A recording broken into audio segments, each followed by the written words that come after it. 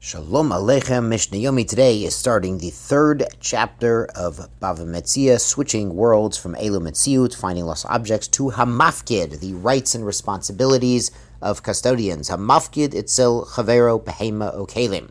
The owner entrusts his friend with his animal or his objects. He's not paying him to watch him, he's asking him to watch him for free. V'nignavu o sha'avdu, and the item was stolen or was lost. So the story is, if someone's a shomer chinam, he's not being paid to watch. If the item is stolen or lost, he can make a shavua. He can make an oath that he was not negligent, that he did not embezzle the item for himself, and he's patur. He doesn't have to pay anything. So in this case, Shilem, he actually wanted to pay, the custodian wanted to pay, v'lo ratzah l'shava. He didn't want to make an oath. He knows that, Yom Kippur we do kol nidre, an oath is very, very important. He doesn't want to make an oath that he wasn't negligent, just in case he had forgotten to lock the door that one time, so he'd rather pay for the item instead and be off the hook.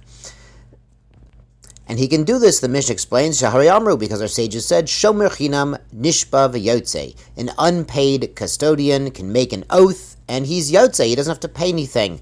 Of course, if he wants to pay, he could, instead of making the oath. Nimtza Gonov. But if he paid, and then they found the thief. They found the thief with the animal, the item. Mishalom Tashlum Mekevel. The thief pays double, as we learned about in Bava Kama. Tavachu Machar, if he slaughtered or sold the animal. Remember, for the sheep and the goats, it was one price. For the ox, another price. Mishalom Tashlumi Arba V'Chamisha. He pays actually 4 times for the small animals. Recall there was a bit of embarrassment for the thief to schlep the goat on his shoulders. And 5 times for an ox. Lemi Mishalom, but who does he pay? Lemisha Bikodon Eslo, to the guardian that the item or the animal was in his care. When the guardian paid the money, instead of making an oath, he has acquired with that payment the rights to future compensation arising out of this stolen item. So when they find the thief and the thief pays, the thief actually pays the guardian that he robbed, because the guardian now has financial rights to the item. The Mishnah brings the other case, Nishba v'lo ratzah yishalem, if the guardian, the shomer chinam, the unpaid watchman, did not want to pay, he wanted to make the shvua, he can do so. Nimsa gonov, then they find the thief after, Mishalom Tashlumi Keifel, that he pays double, Tavachu Machar, Mishalom Tashlumi Arba V'Chamisha, and for the animals, 4 or 5. Lemi Mishalom, but who does he pay? Lebola Bikaron, to the original owner. When the custodian, the shomer chinam, makes a shavua, he's out of the loop. He has no more financial interest at all in the stolen item. Let's go on to Mishnah Bet.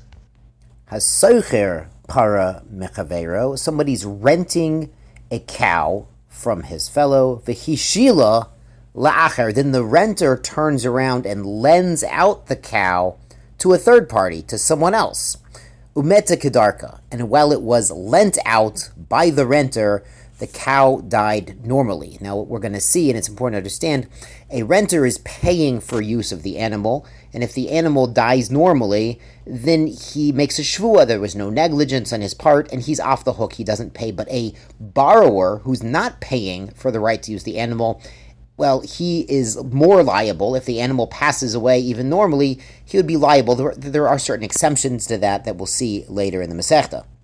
So the Mishnah explains what he can do here. Yeshava hasocher, the renter, can make an shvua, an oath, shemeta gedarka, that this cow died normally without any negligence or fault on his part.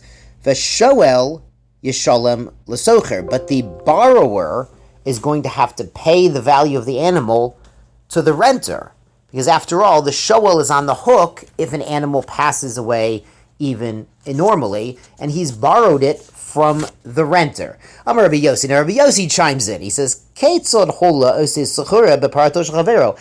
can the renter do business, make a profit, make a buck off of the other guy's poor dead cow? Rather, the cow, the value of the cow, goes back to the original owner.